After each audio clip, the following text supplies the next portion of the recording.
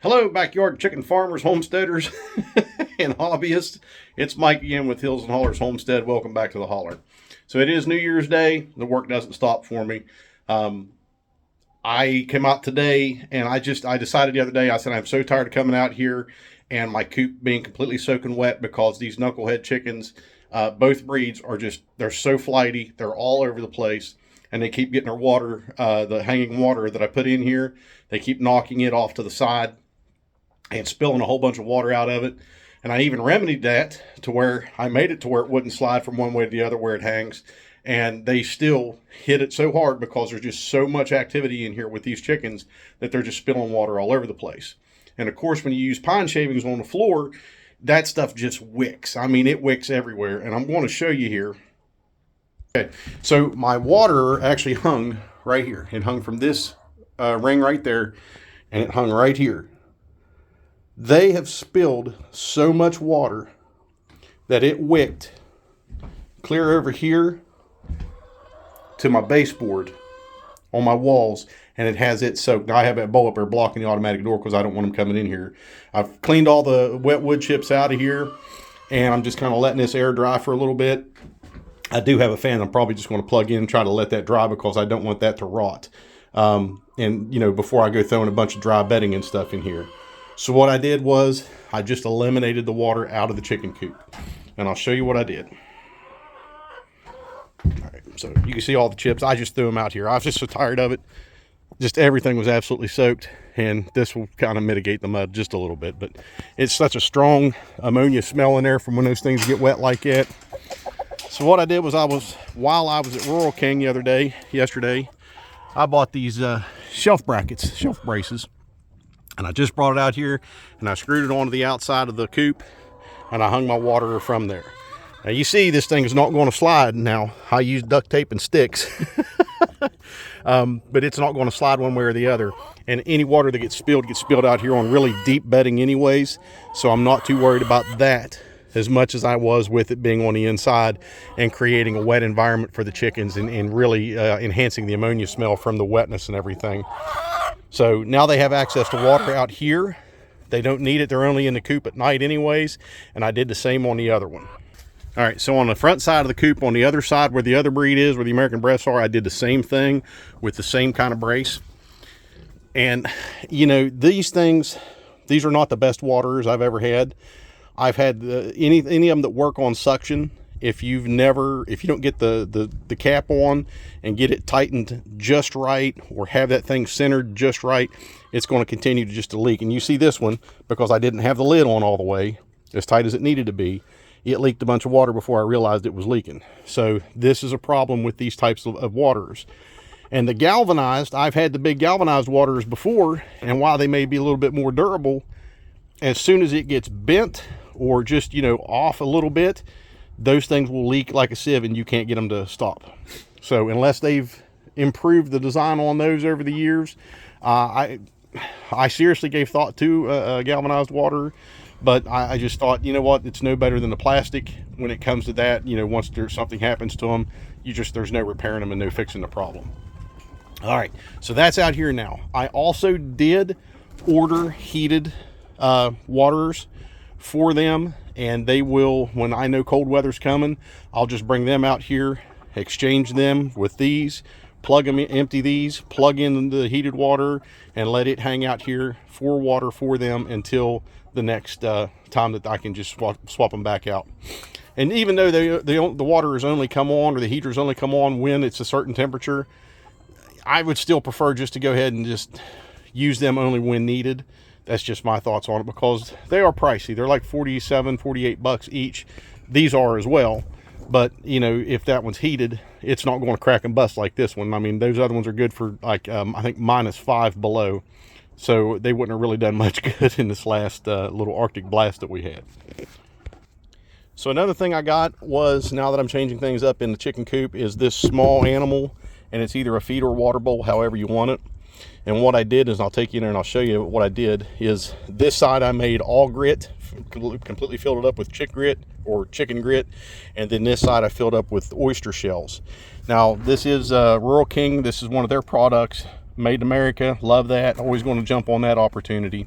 And so it's a good sturdy hard plastic bowl that's going to, for what it's going to be used for, I should probably never have to replace it. And I'll take you in and show you what I did with it.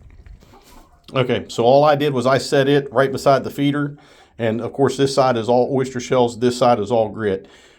I chose the side, the bigger side for the grit, because all of the chickens are going to eat the grit.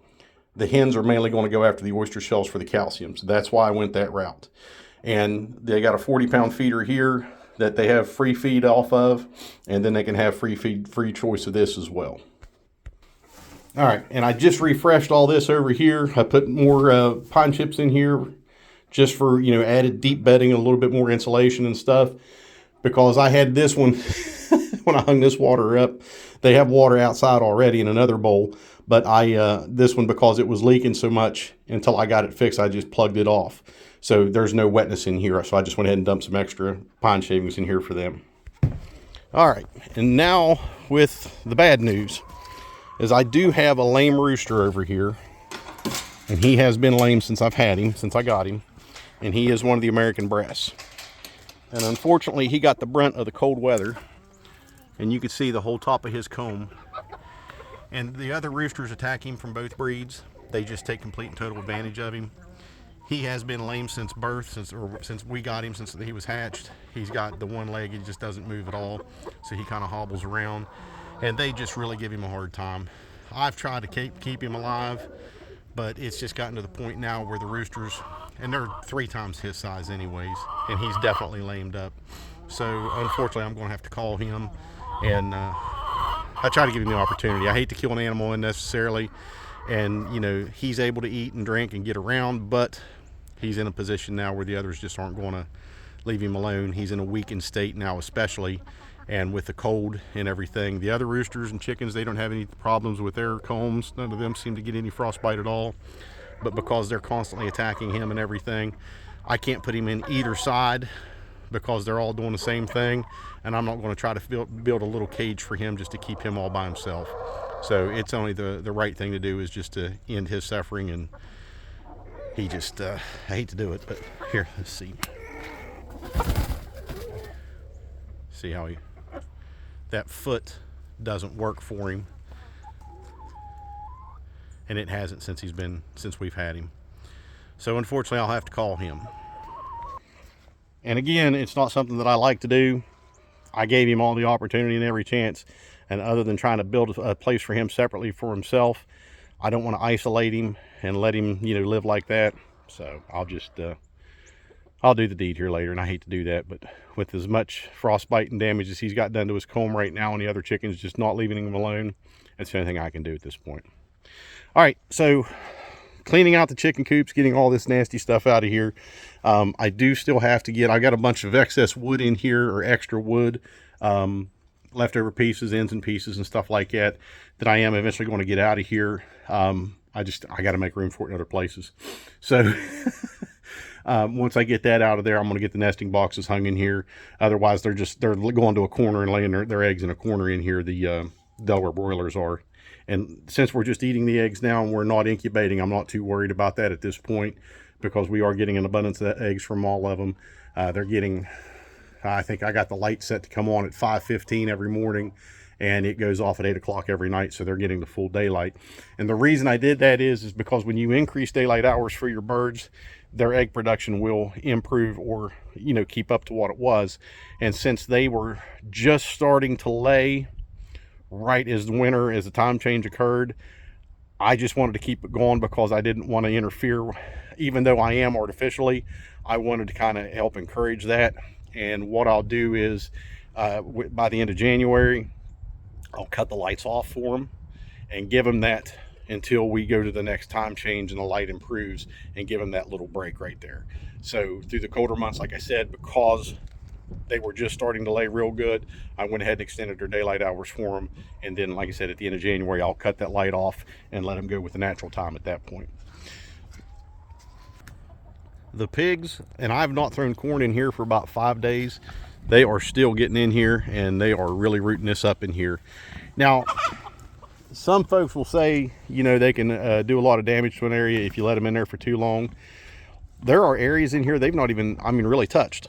You could see where there's no pressure in some of these areas. There's still a good leaf layer, leaf bed on the ground that they've not even got into. They've stayed mostly up along the fence line and just down a little ways, about a quarter of the way down. And if you look, because they're in here, you know, this is all woody, viney briars. See the rooting that they're doing? See those roots that they're rooting up and eating? Literally rooting up and, and eating the roots.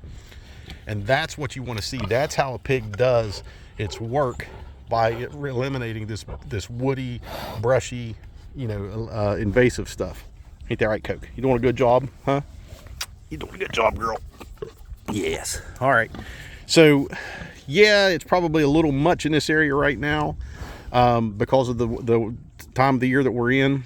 But I'm not worried about this because, like I said, about a quarter of the way down, and then there's areas down there that still has a good leaf layer, good leaf bed all the way across through there that they've not even gotten into. So by throwing some corn in here, I've encouraged them to come back in. And like I said, I haven't thrown corn in here for about 5 days.